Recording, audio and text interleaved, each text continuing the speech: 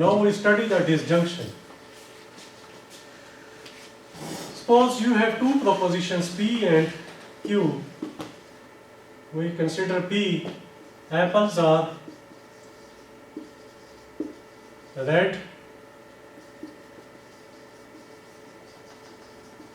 elephants are big, and we combine these two atomic propositions. P is atomic proposition, Q is atomic proposition, and we combine these two, we relate these two atomic propositions by connective R, P, R, Q.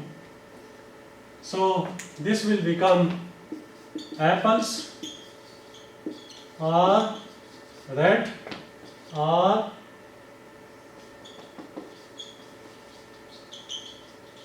elephants are big. तो जब आप दो propositions, एक atomic proposition हमारे पास P है, दूसरी atomic proposition Q है, इसको R कनेक्टिव के जरिए जब आप कनेक्ट करेंगे, then this is called disjunction. So the disjunction is relating two propositions by using a connective R. The symbolic representation for R is this symbol. R is represented by this symbol. This is the symbolic representation. So P R Q will be apples are red, are elephants are big. अच्छा, तो अब अगर हमारे पास apples are red ये true है और elephants big ये भी ट्रू है, तो फिर पी आर क्यू क्या होगा? ट्रू होगा या फॉल्स होगा? इसका रिजल्ट क्या आएगा? यानी किसी भी डिसजंक्शन का रिजल्ट ट्रू या फॉल्स आना डिपेंड करेगा उसके अंदर जो पार्टिसिपेटिंग प्रोपोजिशंस हैं। हमारे पास यहाँ पर दो प्रोपोजिशंस हैं, apples are red, elephants are big. इनकी ट्रूथ वैल्यू के ऊपर ट्रू या फॉल्स होने पर या इसके ट्रू या फॉल्स होने पर इस पूरी स्टेटमेंट का ट्रू या फॉल्स होना डिपेंड करता है। हमारे पास जो डिसजंक्शन है उसमें हम हमेशा प्रोपोजिशंस को और कनेक्टिव के जरिए कनेक्ट करेंगे, रिलेट करेंगे, एक दूसरे के साथ रिलेट करेंगे या कनेक्ट करेंगे, और डिसजंक्शन का ट्रू या फॉल्स होना हमेशा डिटरमिन्ड होगा उसके पार्टिसिपेटिंग जो प्रोपोजिशंस होंगी। हमारे पास यहाँ पर दो प्रोपोजिशंस पार्टिसिपेट कर रही हैं, एक है हमारे पास P और दूसरी प्रोपोजिशन है हमारे पास Q। इनकी ट्रूथ वैल्यू के ऊपर डिपेंड करेगी इस पूरी प्रोपोजिशन की ट्रूथ वैल्यू। इसके लिए अगर हम एक ट्रूथ टेबल को कंसिडर करें, हमारे पास अगर एक प्रोपोजिशन है P, दूसरी प्रोपोजिशन है Q, P और Q डिसजंक्शन होगी उसकी। अब अगर ये दोनों प्रोपोजिशंस फॉल्स हैं, P फॉल्स है, Q ट्रू है, P ट्रू है, Q फॉल्स है, या दोनों ट्रू है, तो हमारे पास रिजल्ट क्या आएगा? डिसजंक्शन में अगर कोई एक प्रोपोजिशन भी ट्रू हो जाए तो वो प्रोपोजिशन का जो रिजल्ट होगा, डिसजंक्शन का जो रिजल्ट होगा वो ट्रू होगा। अगर दोनों प्रोपोजिशंस या तमाम प्रोपोजिशंस फॉल्स हैं तो फिर डिसजंक्शन भी क्या होगी? फॉल्स होगी। इन all other cases it will be true. इसका मतलब यह है कि कोई एक पार्टिसिपेटिंग प्रोपोजिशन भी अगर ट्रू हो जाए तो सारा रिजल्ट आपके पास क्या होगा? ट्रू होगा। तो ये हमारे पास डिसजंक्शन का रूल है। इसके बाद नेक्स्ट है कंजंक्शन।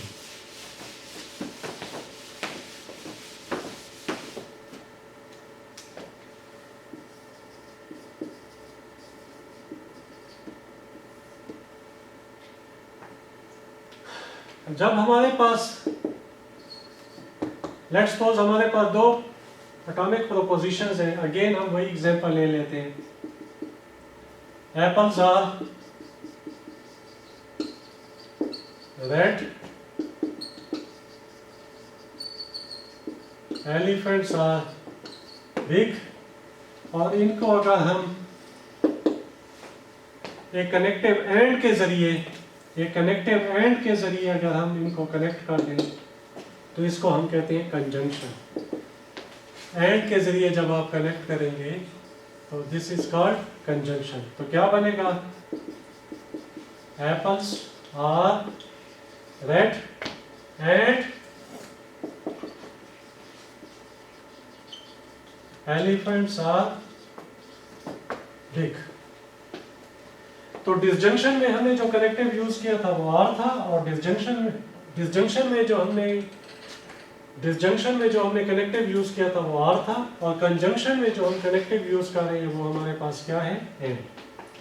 यहाँ पर फिर वही चीज होगी कि एज ए होल कंजंक्शन का ट्रू या फॉल्स होना डिपेंड करेगा उसके अंदर जो पार्टिसिपेटिंग प्रोपोजिशंस हैं उनकी ट्रुथ वैल्यू के ऊपर। अगर वो ट्रू है या फॉल्स है तो फिर कंजंक्शन का रिजल्ट क्या होगा? ट्रू होगा या फॉल्स होगा। तो इसके लिए फिर हम एक ट्रुथ टेबल को कंसिडर करते हैं उसके रूल्स को समझने के लिए। जैसा डिसजंक्शन के रूल्स क्या थे उसको हम रिपीट कर लेते हैं। डिसजंक्शन में क्या था कि अगर एक स्टेटमेंट P है दूसरी स्टेटमेंट Q है, तो डिसजंक्शन में क्या था हमारे पास के कोई एक स्टेटमेंट भी ट्रू हो जाए, कोई एक प्रोपोजिशन भी ट्रू हो जाए तो रिजल्ट ट्रू आएगा। अब देखते हैं कि कंजंक्शन में क्या होगा। P एंड Q, ये सिंबॉलिक रिप्रेजेंटेशन है कंजंक्शन के लिए। सिंबॉलिक रिप्रेजेंटेशन जो कंजंक्शन की है, आप ये सिंबल भी यूज कर सकते हैं, बाज बुक्स में डॉट भी यूज होते हैं कंजंक्शन के लिए। अब हमारे पास अगर ये दोनों प्रोपोजिशंस फॉल्स हैं, P फॉल्स है Q ट्रू है, या P ट्रू है Q फॉल्स है, या दोनों ट्रू है, तो रिजल्ट क्या होगा? डिसजंक्शन में हमारे पास ये होगा कि कोई एक भी फॉल्स आ गया तो सारा रिजल्ट क्या होगा? फॉल्स। एक भी फॉल्स आएगा, अगर कोई एक स्टेटमेंट भी फॉल्स है तो सब रिजल्ट फॉल्स आएगा। हाँ, अगर तमाम स्टेटमेंट्स ट्रू है तो फिर कंजंक्शन का जो रिजल्ट होगा वो हमारे पास क्या होगा? ट्रू होगा। स्टूडेंट्स को कंजंक्शन या डिसजंक्शन का कंसेप्ट देने के लिए आप जैसा फिजिक्स में पैरेलल और सीरीज सर्किट पढ़ते थे उसकी एग्जांपल भी ले सकते हैं। लेट्स सपोज ये हमारे पास एक पैरेलल सर्किट है, इसमें दो स्विचेस हैं, ये हमारे पास बैटरी है और ये हमारे पास बल्ब है। लेट्स सपोज इस स्विच को मैं P कह लेता हूँ, इस स्विच को Q कह लेता हूँ। अगर ये दोनों स्विच ऑफ हों, इसका मतलब है ऑफ मीन फॉल्स, तो करंट कहीं से भी नहीं गुजर सकता, ये रिजल्ट क्या होगा? फॉल्स होगा। तो फॉल्स और false will be equal to false. इनमें से अगर मैं एक स्विच को ऑन कर लूँ, लेट्स सपोज Q को ऑन कर लूँ, तो ये सर्किट कंप्लीट हो जाएगा। फॉल्स आर ट्रू, तो बल्ब अब जो है हमारे पास ऑन हो जाएगा। या अगर मैं इसको ऑन कर लूँ और Q को ऑफ रहने दूँ तो भी यहाँ से सर्किट कंप्लीट हो जाएगा। P ट्रू हो गया अब, और Q जो है हमारे पास ऑफ मीन फॉल्स हो गया है, तो रिजल्ट सर्किट फिर भी कंप्लीट है, तो बल्ब ऑन हो जाएगा, रिजल्ट ट्रू होगा। और अगर दोनों ट्रू हो तो भी सर्किट कंप्लीट होगा, तो इसका मतलब है रिजल्ट क्या होगा हमारे पास? ये बल्ब ऑन हो जाएगा तो रिजल्ट ट्रू हो जाएगा।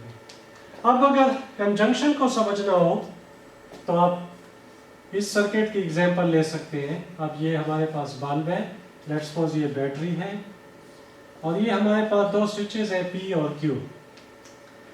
अब अगर ये दोनों फॉल्स हैं, फॉल्स मीन ऑफ है, तो करंट गुजरने का हमारे पास कोई रास्ता नहीं है, बल्ब हमारे पास क्या होगा? ऑफ होगा। तो इसका ट्रुथ टेबल हम साथ साथ बनाते जाते हैं। क्या बनेगा? P Q, और ये बनेगा P एंड Q, तो false and false will be equal to false. अब अगर हम एक को ऑन कर लें, लेट्स सपोज Q को ऑन कर लें, तो इसका कोई फायदा नहीं है क्योंकि यहाँ पर जो पहला स्विच है P वो फॉल्स है, ऑफ है, तो करंट यहाँ से नहीं गुजर सकता। तो इसका मतलब है क्या होगा, हमारे पास सर्किट ब्रेक होगा, बल्ब अभी भी ऑफ रहेगा, false and true, false and true will be equal to false. और अगर मैं इसको ऑन कर लूँ और दूसरे स्विच को ऑफ रखूँ तो भी यहाँ पर सर्किट ब्रेक हो जाएगा, तब भी हमारे पास बल्ब ऑफ ही रहेगा। तो इसका रिजल्ट क्या आएगा, true and false will be equal to false. ये बल्ब सिर्फ एक सूरत में ऑन हो सकता है, जब ये दोनों स्विचेस क्या हो जाए, ऑन हो जाए, सर्किट कंप्लीट हो जाए, तो अब ये बल्ब ऑन हो जाएगा, रोशन हो जाएगा। तो इसका मतलब ये हुआ कि true will be true and true will be equal to true.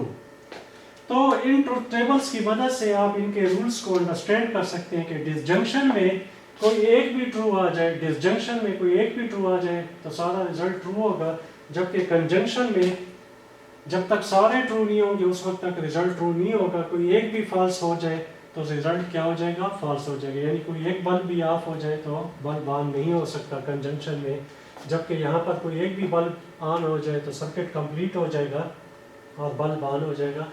लिहाजा कोई एक भी प्रोपोजिशन ट्रू हो जाए तो रिजल्ट क्या हो जाएगा, ट्रू हो जाएगा।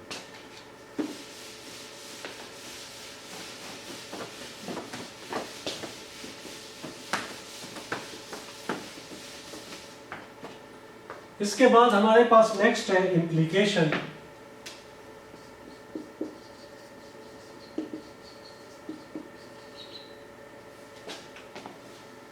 हमारे पास नेक्स्ट है इम्प्लीकेशन। अगर हमारे पास दो प्रोपोजिशंस है P और दूसरी प्रोपोजिशन है Q, और इन प्रोपोजिशंस को हम कनेक्ट करें या रिलेट करें एक दूसरे के साथ, इफ P then Q की फॉर्म में, if P then Q, then this is called implication.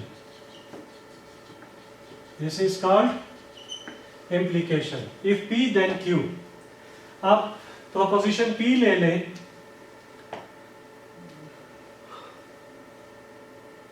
Proposition P हम ले लेते हैं, असलम हैज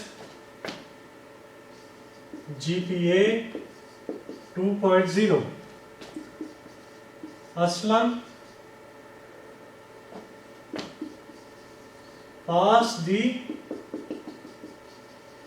एग्जाम। हमारे पास दो प्रोपोजिशन है, प्रोपोजिशन P और प्रोपोजिशन Q। तो इसकी इम्प्लीकेशन क्या बनेगी, if Aslam, if P Aslam has GPA 2.0 then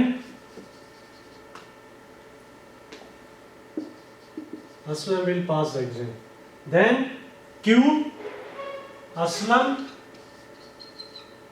will pass the exam.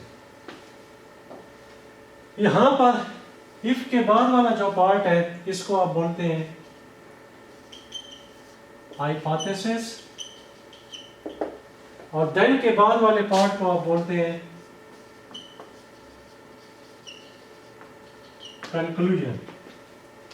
और जो सिंबॉलिक रिप्रेजेंटेशन है इम्प्लीकेशन के लिए वो हमारे पास है एरो सिंबल। तो यहाँ पर क्या बनेगा, P implies Q, this is the symbolic representation. ये उसकी सिंबॉलिक रिप्रेजेंटेशन है इम्प्लीकेशन की। P implies Q क्या बनेगा, इफ असलम है CGPA 2.0 then Aslam will pass the exam। इसमें जो हमारे पास हाइपोथेसिस है असलम है CGPA 2.0, ये हमारे पास प्रोपोजिशन P है, ये हाइपोथेसिस को रिप्रेजेंट कर रही है। और यहाँ पर जो कंक्लूजन है वो क्या है हमारे पास, Aslam will pass the exam. तो जब आप प्रोपोजिशंस को इफ देन की फॉर्म में कनेक्ट करेंगे तो इसको हम क्या कहते हैं, इम्प्लीकेशन। और ये हमारे पास इम्प्लीकेशन की सिंबॉलिक रिप्रेजेंटेशन है। Again if P then Q, इसकी जो ट्रूथ वैल्यू है यानी ट्रू होना या फॉल्स होना डिपेंड करेगा उसके अंदर जो पार्टिसिपेटिंग प्रोपोजिशंस है कौन कौन सी, एक हमारे पास हाइपोथेसिस है, दूसरा कंक्लूजन है, क्यों, इनकी ट्रुथ वैल्यू के ऊपर डिपेंड करेगा। इनकी ट्रुथ वैल्यू की बेस पर इस पूरी इम्प्लीकेशन की ट्रुथ वैल्यू को आप डिटरमिन करेंगे। यानी हमारे पास जो P इम्प्लाइज Q है उसका ट्रू या फॉल्स होना डिपेंड करता है P और Q की ट्रुथ वैल्यू के ऊपर। इसको समझने के लिए हम इम्प्लीकेशन का एक ट्रुथ टेबल कंसिडर करते हैं जिसके जरिए उसके रूल्स को आप समझेंगे कि इम्प्लीकेशन का रिजल्ट कब ट्रू होगा और कब फॉल्स होगा। यहाँ पर हमारे पास एक प्रोपोजिशन है P Q, P implies Q। Let's suppose हमारे पास P भी फॉल्स है Q भी फॉल्स है, तो इसको हम करेंगे क्या कहेंगे, फॉल्स, P की वैल्यू फॉल्स है, Q की वैल्यू फॉल्स है, false implies false, the result will be true. अगर हमारे पास P फॉल्स है और Q ट्रू है तो ये बनेगा false implies true, then the result will be true. अगर हमारे पास हाइपोथेसिस ट्रू है और कंक्लूजन फॉल्स हो गया है तो ये क्या बनेगा, true implies false, true implies false, तो रिजल्ट आएगा हमारे पास फॉल्स। और हाइपोथेसिस भी ट्रू है, कंक्लूजन भी ट्रू है, तो ये बनेगा ट्रू इम्प्लाइज ट्रू, तो रिजल्ट हमारे पास होगा ट्रू। इसका मतलब ये है कि it will be false in only one case, it will be false in only one case when hypothesis is true and the conclusion is false, then it will become true implies false. In that case it will be false. In all other cases it will be true. False implies false, it will be true. True implies true, this will be true. हमारे पास hypothesis false हो और conclusion true हो तो भी result true होगा।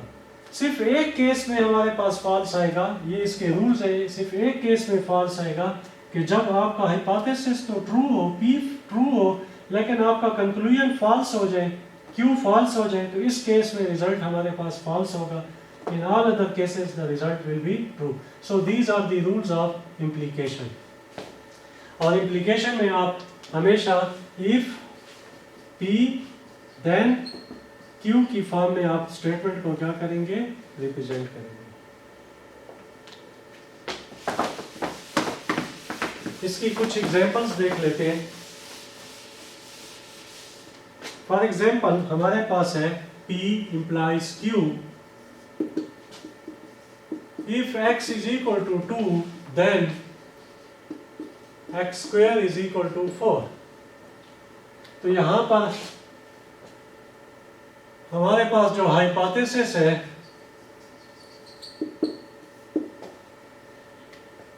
वो है x is equal to 2 then x square is equal to 4। ये हमारे पास कंक्लूजन है। इसी तरीके से अगर आप एक और एग्जांपल ले लें, P implies Q, if there are clouds on sky then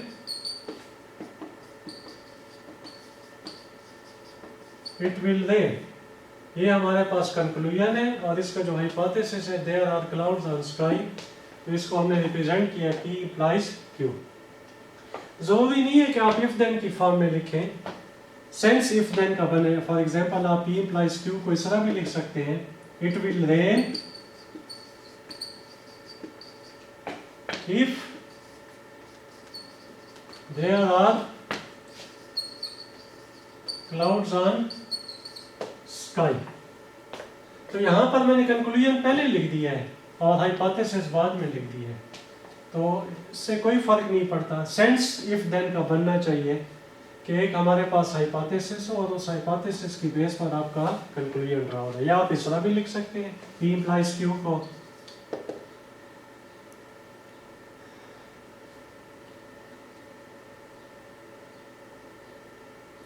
for example आप इस तरह लिख दें, it there are clouds on sky,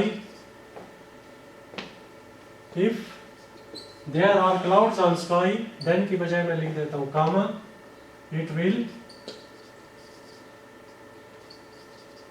rain. तो यहाँ पर कामा जो है वो देन का काम कर रहा है, कामे के बाद क्या होगा, कंक्लूजन। आप इसको इस तरह भी लिख सकते हैं, P implies Q, it will rain whenever there are clouds on sky। अब यहाँ पर मैंने if then यूज ही नहीं किया, whenever यूज किया। तो जब whenever यूज होगा तो आप कंक्लूजन पहले लिखते हैं और बाद में उसका हाइपोथेसिस लिखते हैं। तो कहने का मकसद ये है कि सेंस वही बनना चाहिए, if then का लिखने का तरीका कोई भी आप यूज कर सकते हैं। अब ये सारी की सारी ये जो है एग्जांपल्स हैं इम्प्लीकेशंस की हमारे पास। इसके बाद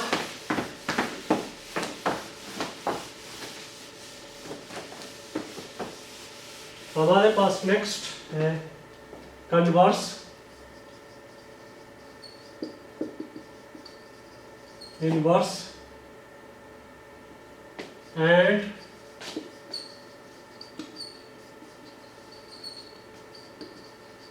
कंट्रापोजिटिव। अगर आपके पास एक इम्प्लीकेशन है P implies Q, इसके एग्जांपल ले लेते हैं।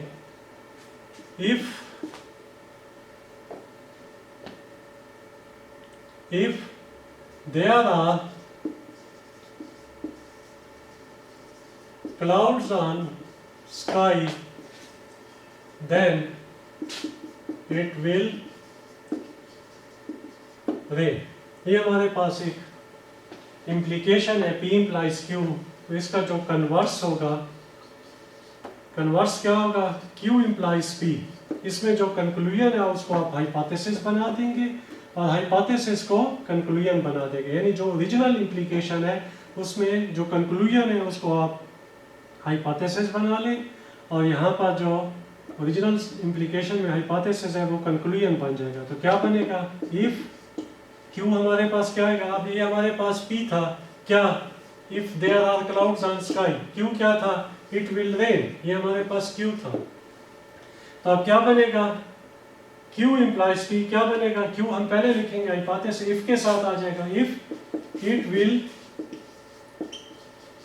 Rain then there are clouds on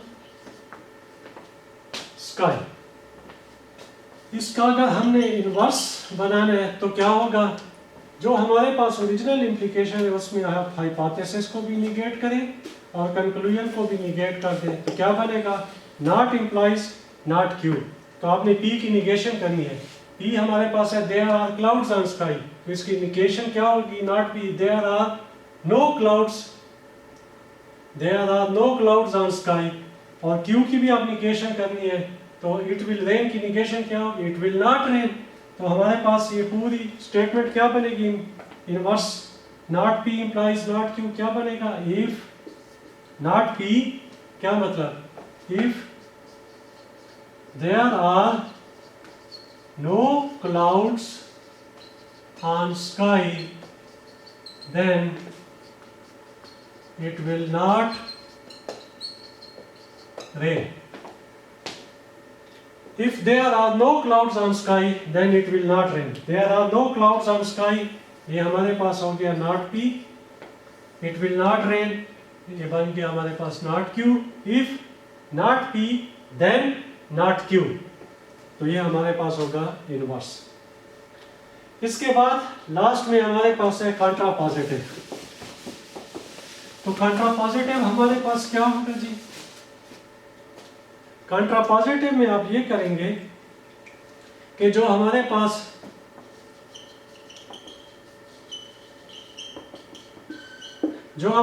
original implication है उसमें जो आपके पास कंक्लूजन है आप उसको हाइपोथेसिस करें और साथ निगेट कर दें, और जो हाइपोथेसिस है उसको कंक्लूजन करके साथ निगेट कर दें। तो ये बनेगा not Q implies not P। Stop. तो हमारे पास क्या होगा, ये क्या होगा, इफ it will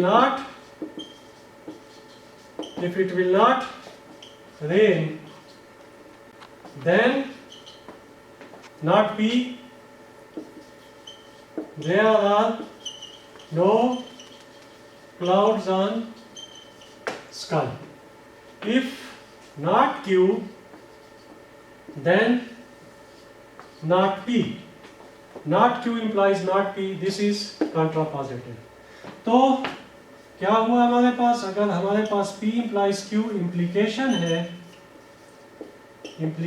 है तो उसका कन्वर्स, इनवर्स और कंट्रापोजिटिव क्या होगा हमारे पास, उसका कन्वर्स होगा Q implies P, इनवर्स होगा नॉट implies नॉट Q और कंट्रापोजिटिव क्या होगा, not Q implies not P. अब ओरिजिनल इंप्लीकेशन की बेस पर आपने तीन चीजें डेवलप की हैं, converse, inverse and contrapositive. Converse, inverse and contrapositive. Dear students, अभी हमने डिसजंक्शन को थोड़ी देर पहले पढ़ा है. डिसजंक्शन जो है वो हमारे पास दो तरह की है. एक हमारे पास डिसजंक्शन जो है वो दो तरह से हम ले सकते हैं. एक हमारे पास है इंक्लूसिव डिसजंक्शन और दूसरी होती है हमारे पास एक्सक्लूसिव डिसजंक्शन. अभी हमने डिस्कस किया था थोड़ी देर पहले ही कि डिसजंक्शन के लिए हम जो कनेक्टिव यूज करते हैं वो कौन सा कनेक्टिव है, आर. तो इसका मतलब ये हुआ कि इसको हम कह सकते हैं इंक्लूसिव आर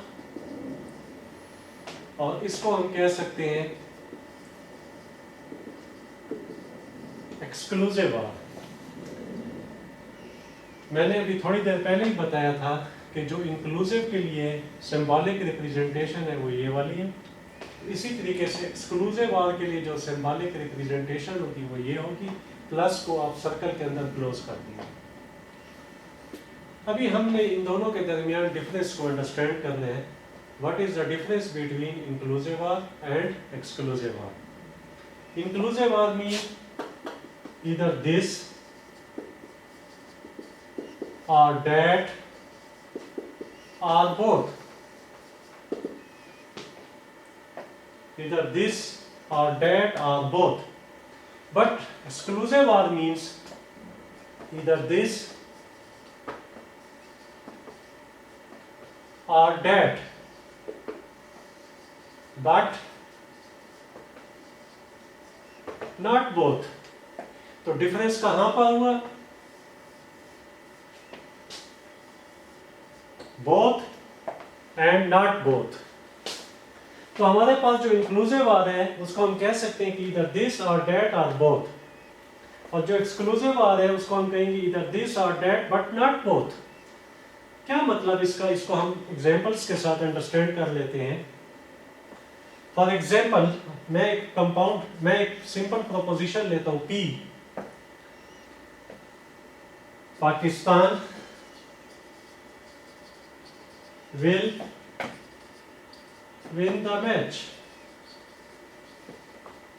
और एक प्रोपोजिशन में ले लेता हूं India will win the match. और अगर मैं इसको कनेक्टिव आर यूज करके कंबाइन करूं इन दो एटॉमिक प्रोपोजिशंस को, तो ये बनेगा P R Q. तो हमारे पास क्या होगी molecular proposition, Pakistan will win the match or India will win the match.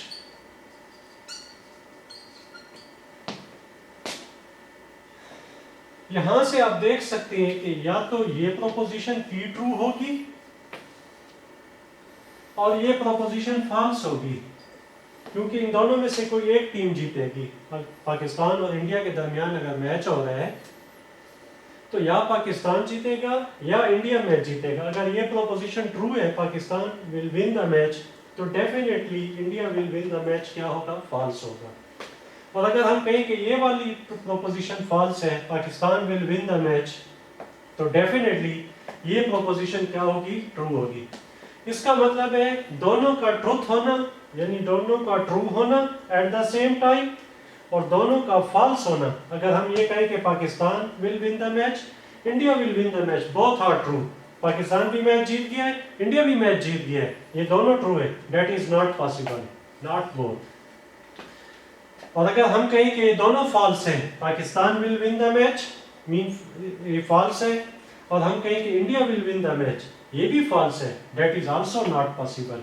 इसका मतलब है एक का ट्रू होना चाहिए, एक का फॉल्स होना चाहिए। इधर दिस, अगर एक ट्रू है, और दैट, दूसरे को क्या होना चाहिए, फॉल्स होना चाहिए। बट नॉट बोथ, दोनों at the same time true या दोनों at the same time false नहीं हो सकते। जबकि इंक्लूसिव आर में अगर आपको ट्रूथ टेबल याद हो, मैंने ट्रूथ टेबल बनाया था इंक्लूसिव आर में पी आर क्यू, इसमें मैंने कहा था कि दोनों ट्रू अगर हो तो भी रिजल्ट क्या होगा, ट्रू होगा। इसका मतलब है दोनों का ट्रू होना, या मैंने कहा था कि हमारे पास दोनों फॉल्स हो तो भी रिजल्ट हमारे पास क्या होगा, दोनों फॉल्स होने पर रिजल्ट क्या होगा, फॉल्स। इसका मतलब है इसमें हमारे पास एक ट्रू एक फॉल्स, या दोनों फॉल्स या दोनों ट्रू हो सकते हैं। इधर दिस और दैट और बोथ, दोनों ट्रू भी हो सकते हैं, दोनों फॉल्स भी हो सकते हैं। इसको एक्सप्लेन करने के लिए मैं कुछ और एग्जांपल्स ले लेता हूं ताकि आपको और भी क्लियर हो जाए। फॉर एग्जांपल, मैं एक एग्जांपल ले लेता हूं। मैं एक प्रोपोजिशन लेता हूं, P R Q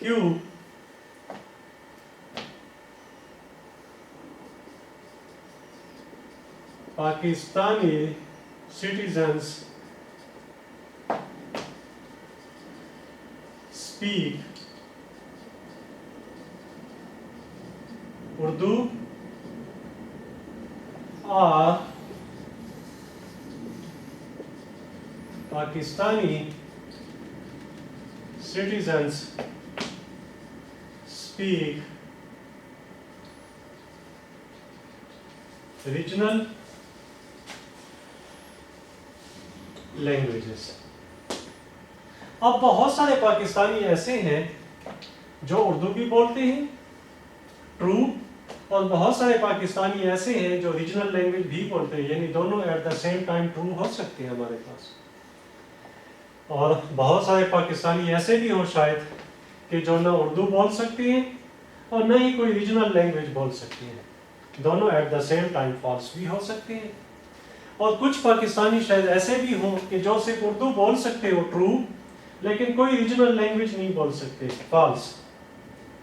या कुछ पाकिस्तानी ऐसे होंगे जो रीजनल लैंग्वेज तो बोल सकते होंगे, ट्रू, और शायद वो उर्दू ना बोल सकते हो, फॉल्स। तो यहां पर कौन सी हमारे पास सिचुएशन क्रिएट हो रही है, इंक्लूसिव आर, इधर this or that or both, either this mean Urdu or that regional languages or both, यानी ये दोनों भी बोल सकते हो या दोनों भी न बोल सकते हो, तो ये पॉसिबिलिटी है। तो इससे मेरा ख्याल में इन दो एग्जांपल्स के साथ आपको कंसेप्ट क्लियर हो गया होगा, what is the difference between inclusive or and exclusive or. तो जब आप इंक्लूसिव आर यूज करेंगे तो हमारे पास जो सिंबॉलिक रिप्रेजेंटेशन होगी वो होगी पी आर क्यू। और जो हमने पिछली एग्जांपल देखी थी अभी, Pakistan will win the match और India will win the match, उसके लिए हमारे पास जो सिंबॉलिक रिप्रेजेंटेशन बनेगी वो बनेगी P exclusive or Q। Exclusive or की एक और एग्जांपल हम ले लेते हैं मजीद कंसेप्ट को क्लियर करने के लिए। Every natural number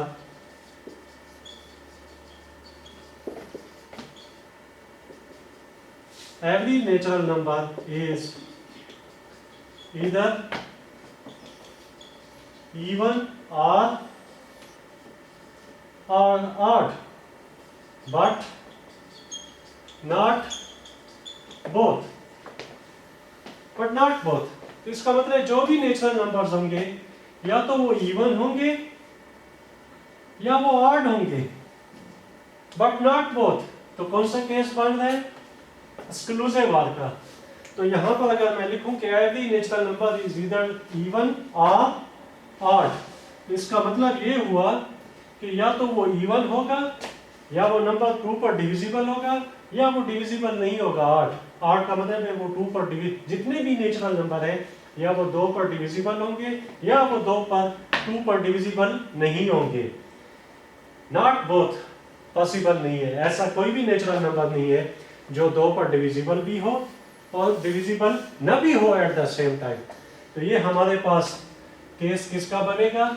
P exclusive और Q। तो अगर ट्रुथ टेबल के जरिए अगर हम देखें तो इंक्लूसिव आर का truth table P R Q, और एक्सक्लूसिव आर का अगर हम ट्रुथ टेबल देखें P Q P exclusive or Q, तो हमारे पास क्या होगा? दोनों फॉल्स पे फॉल्स होगा। पहले मैं समझा चुका हूं, false true true true false true true true true. If any of the proposition is true then the result will be true. जबकि एक्सक्लूसिव आर में क्या होगा? False true false true false false true true. In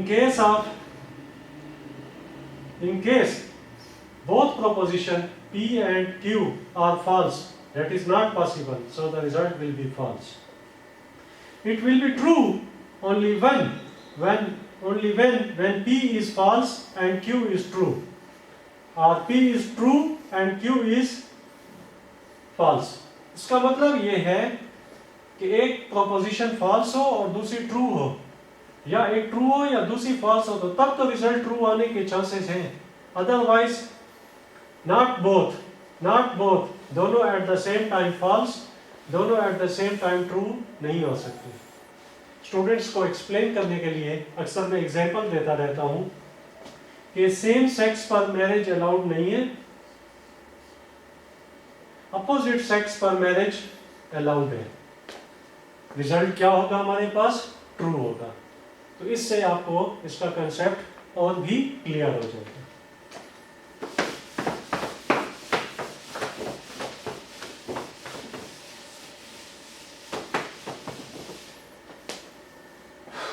next हमारे पास है by conditional. By conditional, the symbolic representation for biconditional is this: P implies Q and at the same time Q implies P. This is called biconditional। अगर हम इस तरह लें P implies Q, this is implication।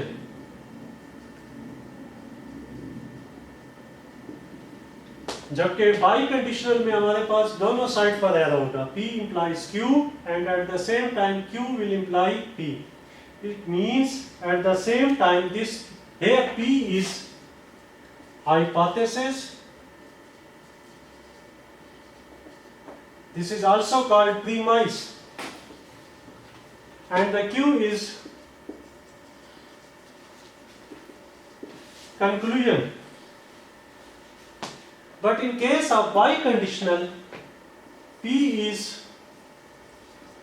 hypothesis, if we go this side, P is hypothesis or premise and Q will be the conclusion। But if we will move in this direction, then this Q will become premise or hypothesis, and this P will become conclusion. P will become conclusion in case if we move in this direction, Q implies P. So it means, this means this P is at the same time both premise and conclusion, and Q is same. At the same time it is conclusion as well as it is premise or hypothesis. English में इसके लिए by conditional के लिए हम use करते हैं if and only if and only if and only if. क्या मतलब? असलम will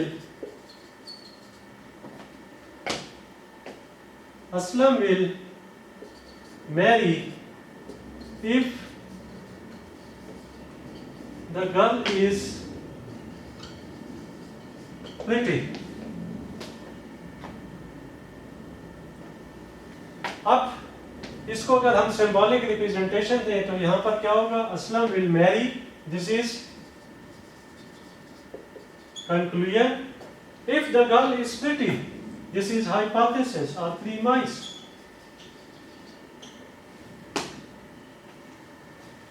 तो इसको अगर हम कह लें P, हाइपोथेसिस को कह लें प्रोपोजिशन P, और कंक्लूजन को अगर हम कह लें proposition Q, then this will become P implies Q. if then की फॉर्म में है। मैंने यहाँ पर कंक्लूजन पहले लिख दिया है और हाइपोथेसिस को बाद में लिखे। कल मैंने बताया था कि आप किसी तरीके से भी लिख सकते हैं, जरूरी नहीं है कि आप इफ को पहले लिखें और देन बाद में लिखें। कंक्लूजन आप पहले लिख सकते हैं, इफ का पार्ट बाद में भी आ सकता है, इससे कोई फर्क नहीं पड़ता। तो ये रिप्रेजेंट कर रहे हैं किसको? इम्प्लीकेशन को। This is implication. लेकिन अगर मैं इसको चेंज कर दूं इस तरीके से, असलम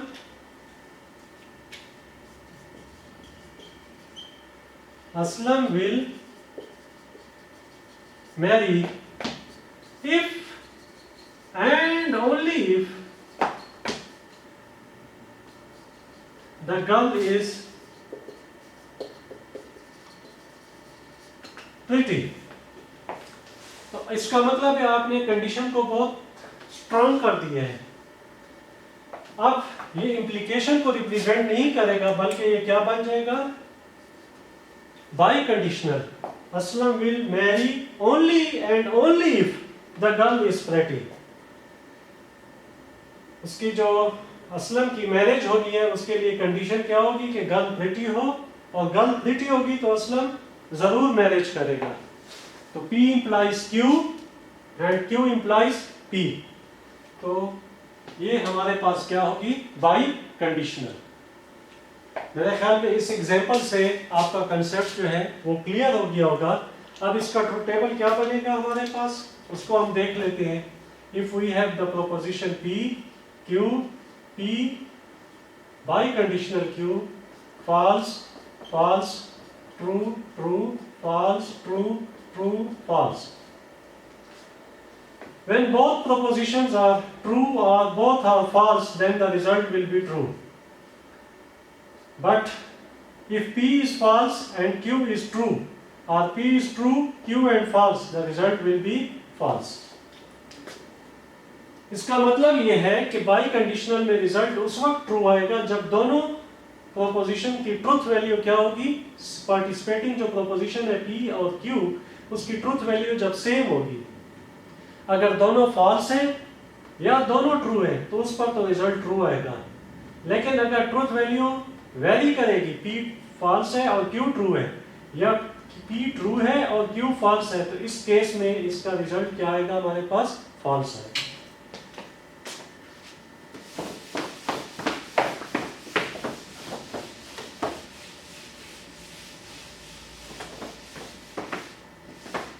डियर स्टूडेंट्स, अब तक हमने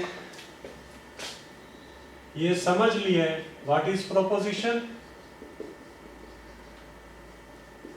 What do you mean by atomic and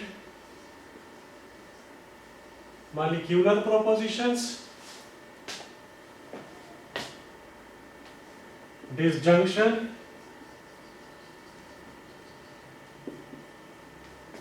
inclusive disjunction, and exclusive disjunction. Conjunction,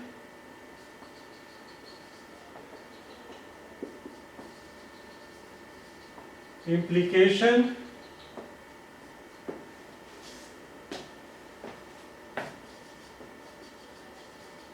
and by conditional. और इम्प्लीकेशन के साथ आपने कन्वर्स, इनवर्स एंड कॉन्ट्रापॉजिटिव का कंसेप्ट भी समझ लिए हैं। अब हम अपने नेक्स्ट टॉपिक की तरफ मूव करते हैं और वो टॉपिक है हमारा compound propositions. What do you mean by compound propositions?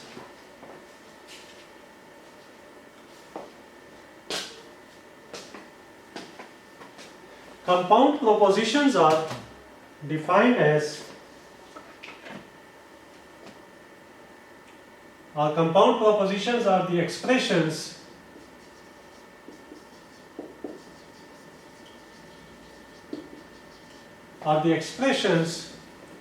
that consist of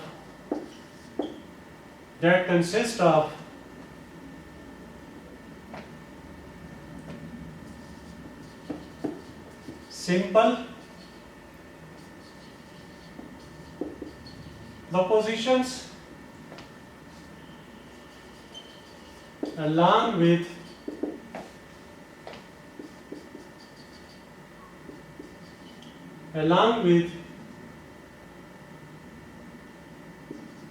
number of connectives. So the very basic or simple definition of compound propositions is the expression that consists of simple propositions. Simple proposition अभी मैंने आपको कुछ देर पहले ही पढ़ाई थी। कौन सी propositions होती हैं जिनको आप एटॉमिक प्रोपोजिशंस भी कहते हैं। फॉर एग्जांपल इनको किससे रिप्रेजेंट करते हैं, जैसा अभी मैंने आपको बताया variables p q along with number of connectives। Connectives मैं आपको पढ़ा चुका हूँ कौन कौन से, डिसजंक्शन, कंजंक्शन, इसके अलावा negation, implication, by conditional etcetera. तो एक ऐसी एक्सप्रेशन जिसमें सिंपल प्रोपोजिशंस हो और नंबर ऑफ कनेक्टिव्स हो उसको आप क्या कहेंगे, कंपाउंड प्रोपोजिशन। इसकी एक छोटी सी एग्जांपल ले लेते हैं, जैसा for example p and not p। अब यहां पर हमारे पास सिंपल प्रोपोजिशन कौन सी है, p, और हमारे पास कनेक्टिव्स कौन कौन सी आ गई है, एंड, और दूसरा कनेक्टिव कौन सा आ गया है, नॉट। तो क्या बनी हमारे पास compound proposition p and not p। इसी तरीके से आप एक और एग्जांपल ले सकते हैं, p implies q and not p implies not q।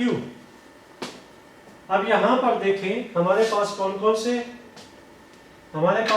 से प्रोपोजिशंस हैं सिंपल, p q, इसी p की दोबारा निगेशन की गई, इसी q की दोबारा निगेशन की गई। कौन कौन से कनेक्टिव हमने यूज किए, इम्प्लीकेशन, निगेशन और निगेशन के कनेक्टिव यूज किए। इसके अलावा अब यहाँ पर इंपॉर्टेंट चीज यहाँ पर नोट करें तो मैंने यहाँ पर पैरेंथेसिस को यूज किया है। तो इसका मतलब ये है कि कंपाउंड प्रोपोजिशन में आप पैरेंथेसिस भी यूज कर सकते हैं। Why we use the parenthesis, इसको भी हम थोड़ी देर बाद देखते हैं। Basically the parenthesis are used to change the priority of operators. किसी भी ऑपरेटर की प्रायोरिटी को आप चेंज करने के लिए आप किसी भी कंपाउंड प्रोपोजिशन में पैरेंथेसिस भी यूज कर सकते हैं। तो ये हमारे सामने दो एग्जांपल्स आ गए हैं। मैंने रैंडमली वैसे ही दो एग्जांपल्स लिए हैं आपको एक्सप्लेन करने के लिए कि कंपाउंड प्रोपोजिशन क्या है। एक कंपाउंड प्रोपोजिशन एक ऐसी एक्सप्रेशन होती है, जिसमें सिंपल प्रोपोजिशंस हो along with number of connectives, तो उसको आप क्या कहेंगे, कंपाउंड प्रोपोजिशन।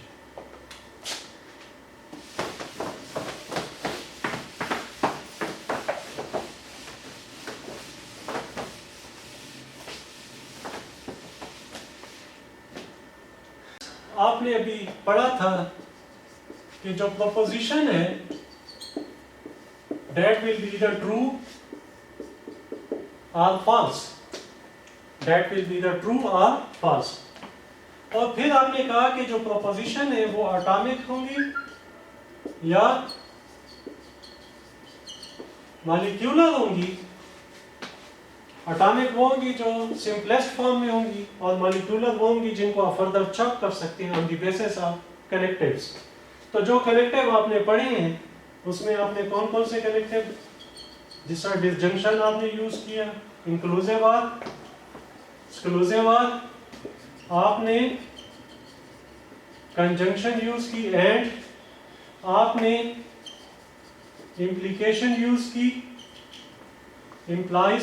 इसका मतलब है इस जैसे अगर कनेक्टिव आ जाए, फॉर एग्जांपल किसी भी प्रोपोजिशन में, जैसा मैंने एग्जांपल ले ली थी P एंड Q, या मैं एग्जांपल ले लेता हूँ P implies Q, P exclusive और Q, तो ये सारी क्या होंगी, ये सारी क्या होंगी, मॉलिक्यूलर प्रोपोजिशंस। जबकि P Q जिनको आप फर्दर डिवाइड नहीं कर सकते, जो या ट्रू होंगी स्टेटमेंट या जो फॉल्स होंगी लेकिन फर्दर डिविजिबल ना हो, तो उनको आप एटॉमिक कहेंगे। लेकिन जब कनेक्टिव्स आ जाएं और कनेक्टिव्स के साथ आप उन्हें की बेसिस पर आप उन्हें छोटे छोटे पीसेस में चॉप कर सकें, उसको आप क्या कहेंगे, मॉलिक्यूलर। और मैंने इन तमाम कनेक्टिव्स के आपको ट्रुथ टेबल भी एक्सप्लेन कर दिए हैं ताकि आपको समझ आ सके कि कोई भी मॉलिक्यूलर प्रोपोजिशन कब ट्रू होगी या कब फॉल्स होगी on the basis of its participating propositions. जैसा मैंने एंड के रूल्स के लिए आपको उसका ट्रुथ टेबल समझा दिया, इस ट्रुथ टेबल से आपको पता चल रहा है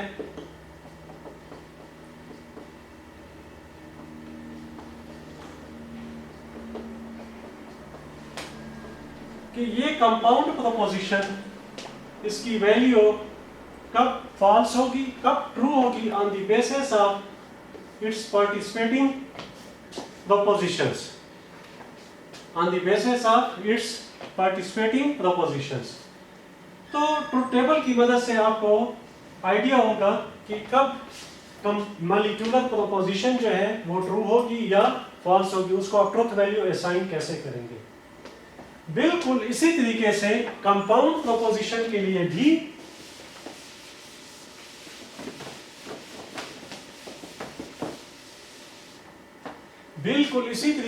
आप कंपाउंड प्रोपोजिशंस के लिए भी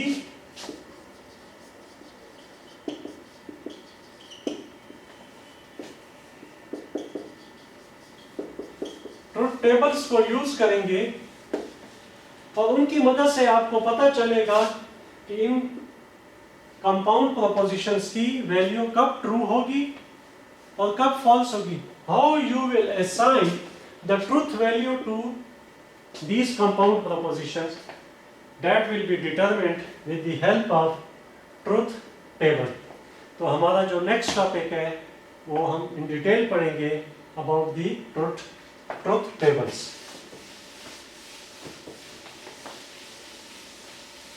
नेक्स्ट टॉपिक अब है truth tables.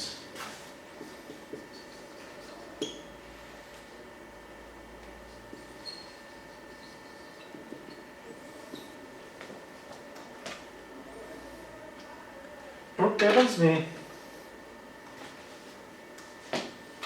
truth table is the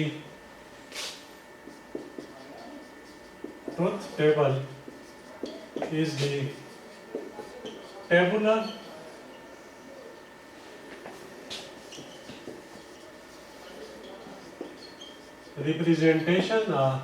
representation of how truth or falsity of propositions vary with respect to its components. The truth table is a tabular representation. इसका मतलब है आपको एक टेबल बनाना होगा। टेबल क्या होते हैं? जिसमें रोज और हमारे पास क्या होंगे? Columns. Tabular representation mean the combination of rose and columns. और ये क्या एक्सप्लेन करेगा कि आप उनको ट्रुथ या फॉल्स वैल्यू कैसे असाइन करेंगे, किसको? कंपाउंड प्रोपोजिशंस को on the basis of its components. जैसा अभी मैंने बताया है कि हमारे पास एक कंपाउंड, लेट्स सपोज हमारे पास एक कंपाउंड प्रोपोजिशन है P एंड नॉट P। आप इसको कैसे ट्रू या फॉल्स कहेंगे? On what basis you will assign the value true और फॉल्स? हाउ द ट्रूथ और falsity of the propositions very. इसकी जो ट्रूथ वैल्यू है वो कैसे चेंज होगी, वेरी कैसे करेगी? On the basis of its components. अब इसके कंपोनेंट क्या है? जो इसके पार्टिसिपेटिंग प्रोपोजिशंस है। यहाँ पर सिर्फ एक प्रोपोजिशन है P, तो पार्टिसिपेटिंग प्रोपोजिशन P की बेस पर हम देखेंगे कि कैसे इसको ट्रुथ वैल्यू असाइन करेंगे। अगर फॉर एग्जांपल हमारे पास दो पार्टिसिपेटिंग प्रोपोजिशन है P Q, तो यहाँ पर हम P और Q की बेस पर अगर इनकी ट्रुथ वैल्यू को चेंज करें तो इसकी ट्रुथ वैल्यूज कैसे वेरी करेंगी? इस कंपाउंड प्रोपोजिशन की ट्रुथ वैल्यूज कैसे वेरी करेंगी? How the truth values will very on the basis of its participating proposition. This is represented by the truth tables. So table, what is table? Basically table is the combination of rows and columns. यहाँ पर truth table में जो रोज है उनको आप क्या कह सकते हैं? कॉम्बिनेशंस भी कह सकते हैं। So these are different combinations and these are the columns. So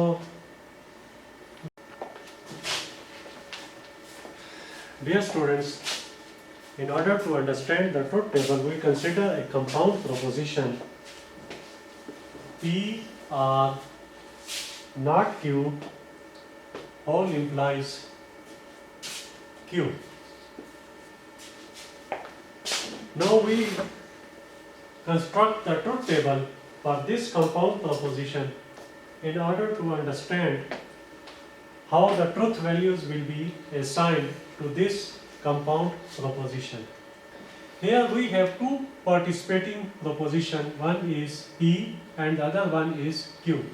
So the propositions that are participating in this compound proposition are number of propositions participating in this compound proposition is equal to 2, that is P Q. Therefore total combinations in this table will be equal to 2 raised to power n, where n is the number of propositions. Here we have two propositions, so it will become 2 raised to power 2 is equal to 4. अब हम इसका truth table कैसे बनाएंगे? देखें, हमारे पास जो basic propositions है वो P Q है, तो पहला कॉलम हम ले लेंगे P, नेक्स्ट कॉलम हम ले लेंगे Q। और हमारे पास जो लास्ट कॉलम आएगा रिजल्ट इसका वो क्या होगा, यही कंपाउंड प्रोपोजिशन क्या होगी, P or not Q whole implies Q. इस कॉलम तक पहुंचने के लिए आपको डिफरेंट और कॉलम्स कंस्ट्रक्ट करने होंगे। उसके लिए आपको थोड़ा सा कंसेप्ट में दे देता हूं प्रियोरिटी ऑफ ऑपरेटर्स का।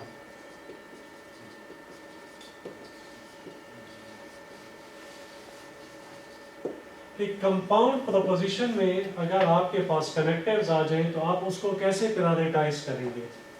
सबसे पहले आप हाईएस्ट प्रायोरिटी ऑफ पैरेंथेसिस को देंगे,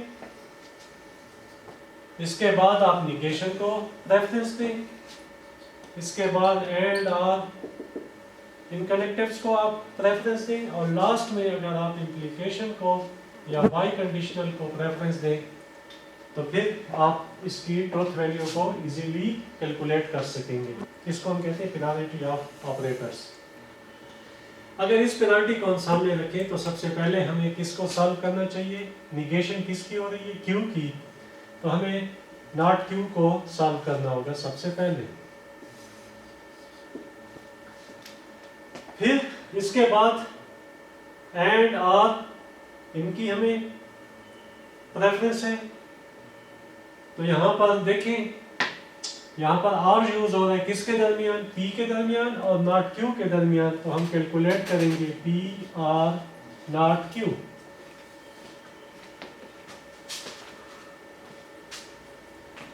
जब ये कैलकुलेट हो जाएगा तो इसके बाद लास्ट में देखिए अब हमने नॉट भी कैलकुलेट कर लिया, आर भी कैलकुलेट हो गया, अब हमारे पास सिर्फ एक ऑपरेटर रह गया है, कनेक्टिव रह गया है, कौन सा, इम्प्लीकेशन।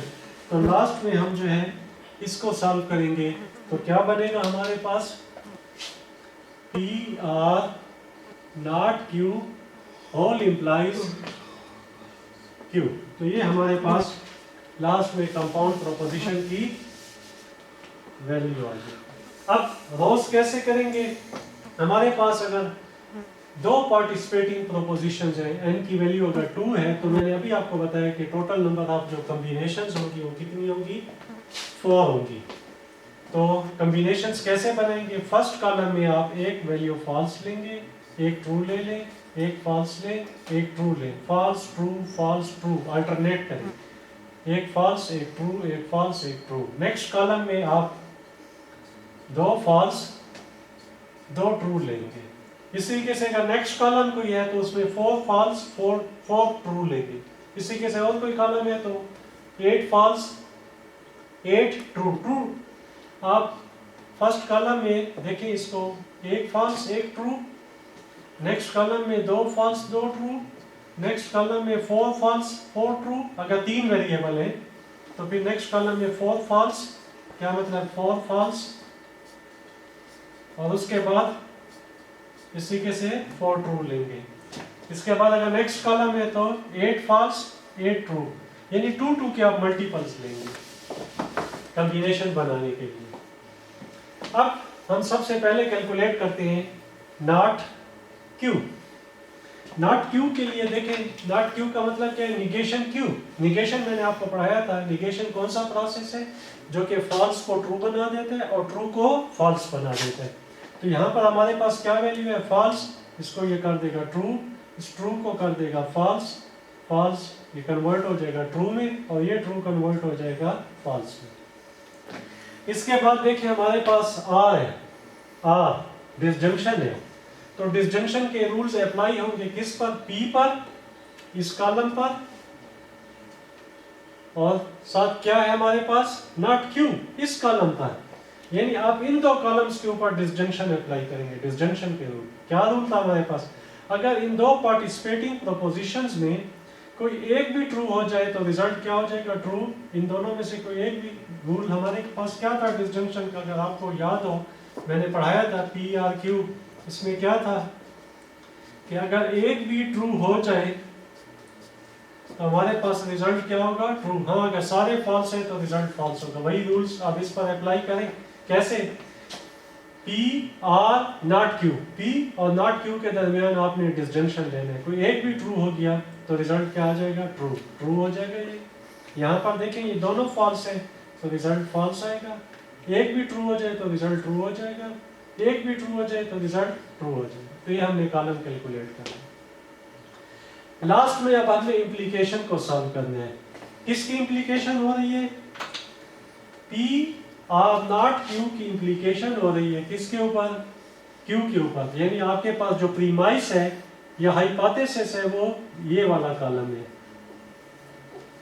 ये वाला कॉलम है पी आर नॉट क्यू। आप इस कॉलम को लेंगे और कंक्लूजन के लिए आप इस कॉलम क्यू को लेंगे। तो कैसे करेंगे सॉल्व इसको? देखें, इसके लिए मैं पी आर नॉट क्यू इसकी फर्स्ट वैल्यू लेता हूं। हमारे पास क्या है? ट्रू। क्यू की फर्स्ट वैल्यू हमारे पास क्या है? फॉल्स।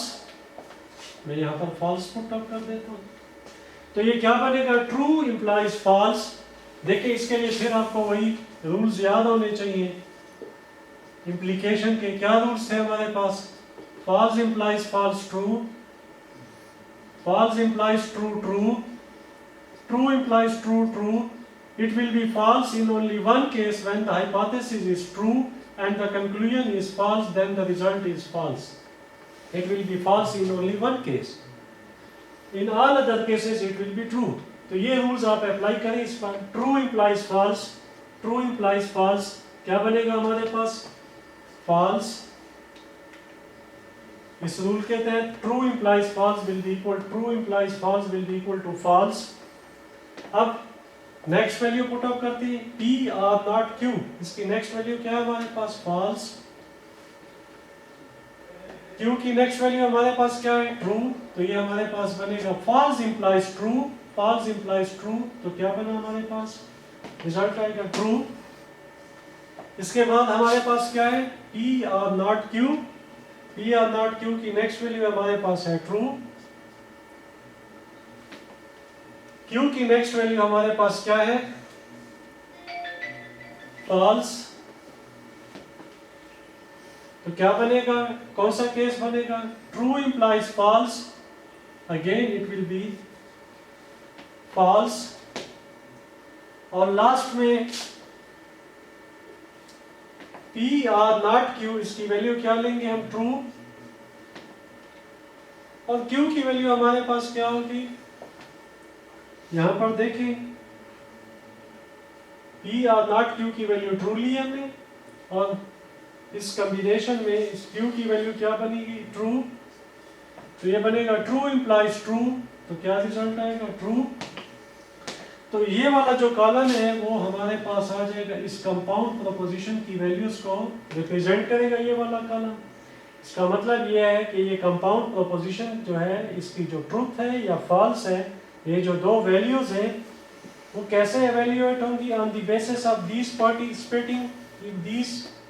Participating propositions. इसका मतलब अगर ये दोनों पार्टिसिपेटिंग प्रोपोजिशंस फॉल्स हैं तो इस कंपाउंड प्रोपोजिशन की वैल्यू फॉल्स होगी। अगर ये दोनों पार्टिसिपेटिंग प्रोपोजिशंस ट्रू है तो इसकी रिजल्ट ट्रू आएगा। अगर P फॉल्स है, Q ट्रू है तो रिजल्ट ट्रू आएगा। और अगर P ट्रू हो जाए और Q फॉल्स हो जाए तो फिर इसका रिजल्ट क्या आएगा? कंपाउंड प्रोपोजिशन का फॉल्स आएगा।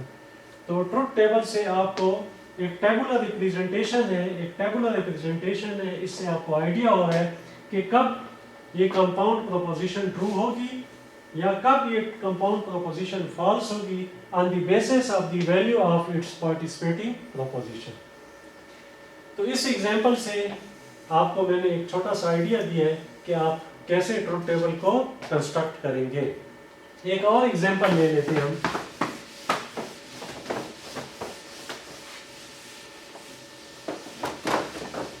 लेट्स सपोज एक और एग्जांपल ले लेते हैं। हमारे पास है P एंड नॉट P। ये एक हमारे पास कंपाउंड प्रोपोजिशन है और मुझे कहा जाता है इसका ट्रुथ टेबल बने। यहां पर अगर आप देखें, here we have only one variable, so the number of variables or propositions is equal to 1, which means the value of n will be equal to 1. Therefore, number of rows or combinations will be equal to 2 raised to power n, 2 raised to power 1 is equal to 2। कैसे बनेगा truth table? देखें जी, हमारे पास अब एक ही variable है p। मैंने आपको बताया था कि फर्स्ट कॉलम में एक फॉल्स एक ट्रू, नेक्स्ट कॉलम में दो फॉल्स दो ट्रू, उससे नेक्स्ट कॉलम में अगर तीन वेरिएबल है तो चार फॉल्स चार ट्रू, इस तरीके से आप चलेंगे। अब यहाँ पर एक ही वेरिएबल है तो इसका मतलब सिर्फ दो पॉसिबल कॉम्बिनेशंस होंगी, एक फॉल्स एक ट्रू। अब हमने कनेक्टिव्स को एवेल्युएट करना है तो सबसे पहले प्रेफरेंस किसकी आई है? पैरेंथेसिस। यहाँ पर पैरेंथेसिस नहीं है। निगेशन, हाँ निगेशन है यहाँ पर। किसकी निगेशन हो रही है? पी की। तो हम इस पी को निगेट करेंगे, नॉट पी। उसके बाद किसको सॉल्व करेंगे? हमारे पास मैं यहाँ पर देख रहा हूँ कंजंक्शन है एंड, तो थर्ड प्रायोरिटी है हमारे पास कंजंक्शन की, तो ये हमारे पास हो जाएगा पी एंड नॉट पी। तो जैसे ही आप एंड को सॉल्व कर लेंगे तो आपके पास ये कंपाउंड प्रोपोजिशन सॉल्व हो जाएगी। अब क्या रिजल्ट आएगा? नॉट पी का निगेशन है। निगेशन के क्या रूल्स हैं? अगर फॉल्स है तो ये ट्रू हो जाएगा नॉट पी, अगर ये ट्रू है तो हमारे पास क्या हो जाएगा? फॉल्स हो जाएगा। अब P का किसके साथ? नॉट P के साथ एंड करेंगे। इस P का, इस वेरिएबल P का इस नॉट P के साथ क्या करेंगे? कंजंक्शन लेंगे, एंड लेंगे। क्या रूल्स थे कंजंक्शन के? अगर आपको याद हो, P Q, P and Q।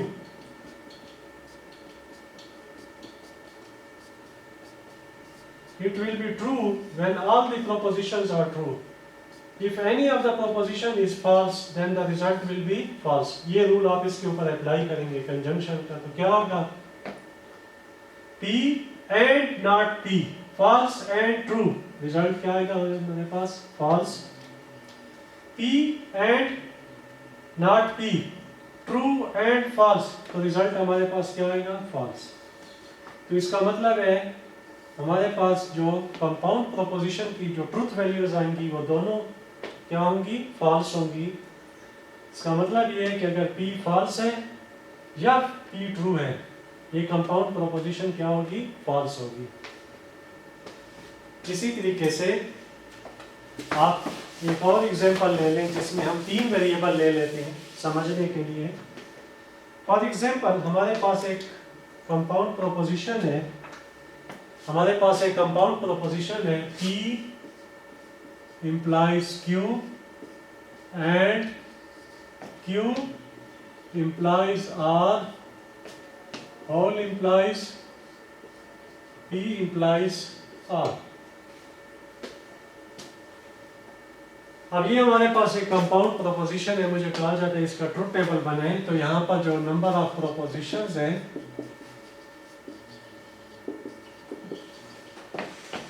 And वो कितनी है? 3। तो हमारे पास कॉम्बिनेशंस कितनी होगी? 2 raised to power n, 3 is equal to 8। तो अब हम क्या करेंगे? ट्रुथ टेबल कैसे बनाएंगे? तीन वेरिएबल है P Q R, P Q और R, तीन बेसिक वेरिएबल है P Q R। अब इनकी ट्रुथ वैल्यू कैसे असाइन करेंगे हम? मैंने अभी बताया था कि फर्स्ट कॉलम में एक फॉल्स एक ट्रू, फिर नेक्स्ट कॉलम में दो फॉल्स दो ट्रू, नेक्स्ट कॉलम में फोर फॉल्स फोर ट्रू, एक फॉल्स एक ट्रू, एक फॉल्स एक ट्रू, एक फॉल्स एक ट्रू लेंगे, फॉल्स ट्रू। टोटल कितने लेंगे आपने? 8। 1 2 3 4 5 6 7 8। Then false false, true true, false false, true true, next false false false and true true true। तो ये हमारे पास कॉम्बिनेशन है। सबसे पहले हमने हाईएस्ट प्रायोरिटी देनी है पैरेंथेसिस को।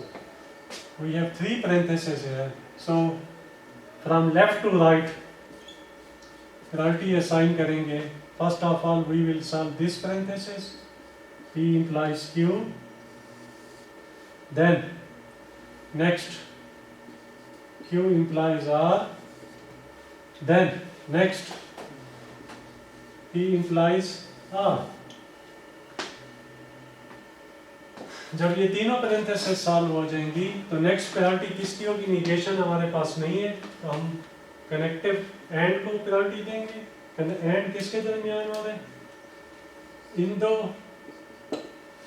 प्रोपोजिशंस के दरमियान।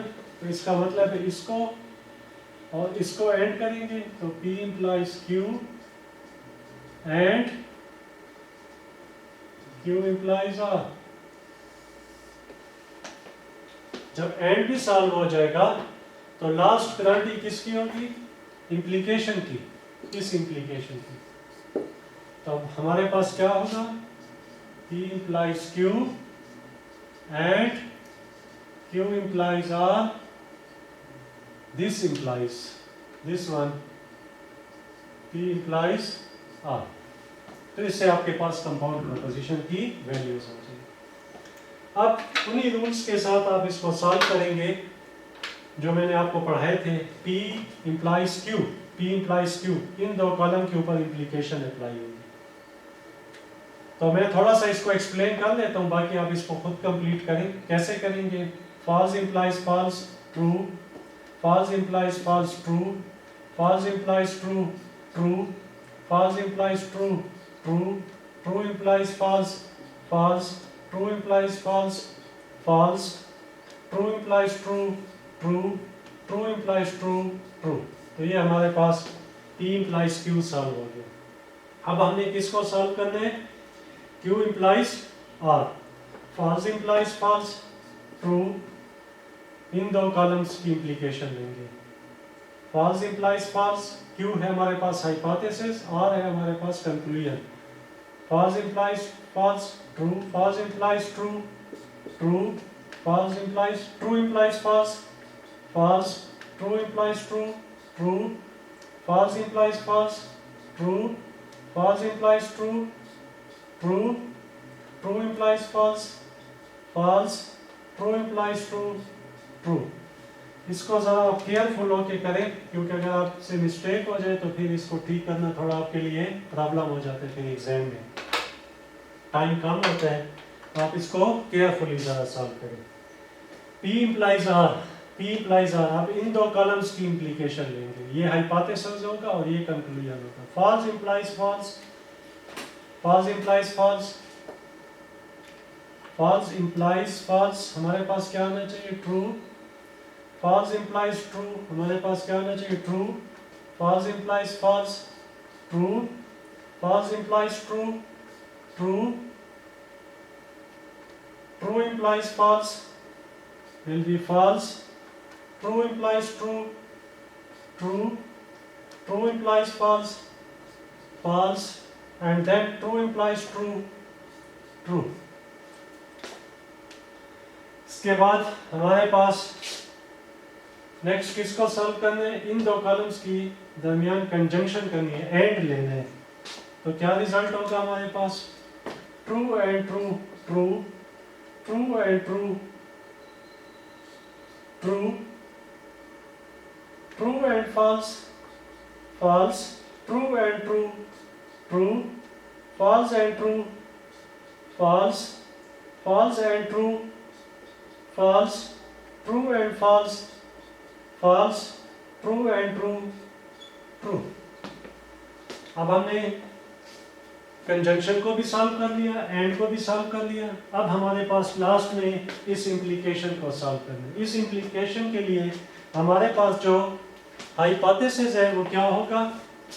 This one will be the hypothesis and this one will be the conclusion. इसका मतलब है this column will be considered as hypothesis and P implies R, this one, P implies R, this one will be considered as conclusion। So for hypothesis you will take the values from this column and for conclusion you will take the values from this column। True, P implies R, true, true implies true, it will become true। Then you will take next value, true, next value of P implies R is true, true implies true will be true. Now you will be taking next value false, true, false implies true, true. Next one value is true, P implies R, next value is true, true implies true will become true. Then false implies false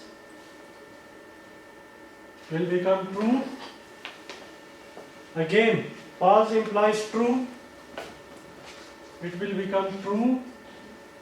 False implies true will become true. False, next value is false. P implies R, next value is false. So false implies false will become true. Its next value is true. True implies P implies R, next value is true. So true implies true will become true. When all the values are true, when a compound propositions, all values are true, regardless the truth value of its participating propositions. क्या मतलब, अगर वो false है या true है, लेकिन compound proposition हमेशा true आ रही है, तो इस किस्म की compound proposition को हम कहते हैं tautology. And this is called tautology. The compound proposition that is always true, a compound proposition that is always true, regardless the truth value of its participating propositions, is called the compound proposition that is always true, regardless the truth value of its participating proposition, is called tautology. This is called tautology. तो इस truth table में आपको मैंने एक और important concept भी समझा दिया है, that is the tautology. That is the tautology. So what is tautology? So what is tautology?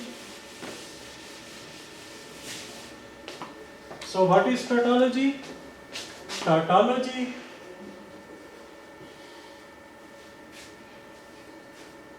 can be defined as when compound proposition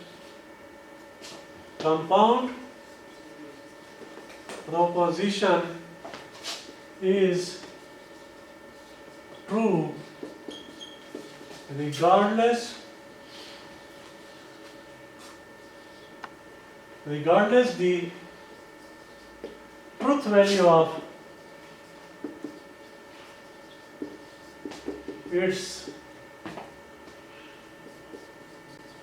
participating or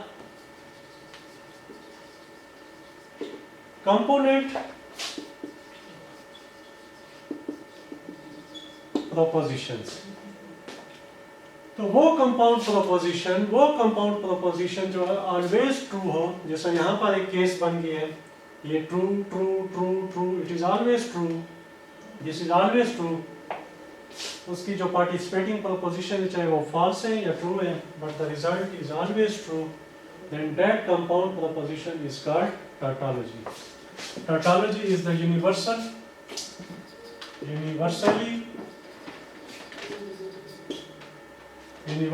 valid या universal valid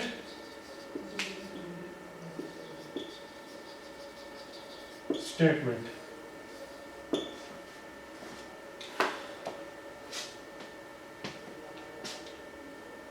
Tautology के साथ दूसरा जो related concept है, that is the contradiction.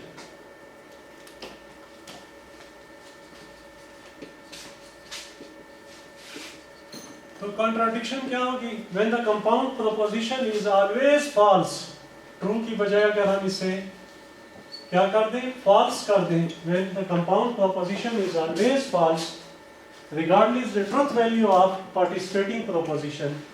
इसका मतलब है अगर कोई कंपाउंड प्रोपोजिशन ऐसी है जिसका रिजल्ट हमेशा क्या है? फॉल्स है, चाहे उसकी प्रोपोजिशन जो पार्टिसिपेटिंग प्रोपोजिशंस है वो ट्रू हो या फॉल्स हो, रिजल्ट हमेशा फॉल्स है, तो उसको हम क्या कहेंगे? कॉन्ट्राडिक्शन कहेंगे.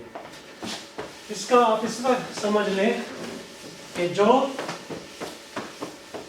एक एग्जांपल के तौर पर जैसे अभी मैंने आपको समझाया था P एंड नॉट P, इसको सॉल्व कर लेते हैं। देखिए अभी मैंने किया था P not P, P and not P, इसको समझने के लिए तो क्या होगा हमारे पास फॉल्स ट्रू, फॉल्स की निगेशन क्या होगी ट्रू, ट्रू की निगेशन क्या होगी फॉल्स। इन दोनों के ऊपर जब कंजंक्शन अप्लाई होगी, false and true false, true and false false. When a compound proposition is always false, regardless the truth value of its participating proposition, चाहे वो false है या true है, इसका result हमेशा false हो, then that proposition is called, that compound proposition is called contradiction। तो उसको हम क्या कहेंगे contradiction। तो इसका मतलब ये हुआ, हम कह सकते हैं, we can say that the negation of tautology, negation of tautology is contradiction,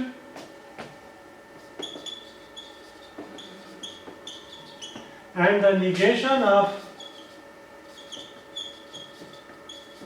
contradiction is always tautology।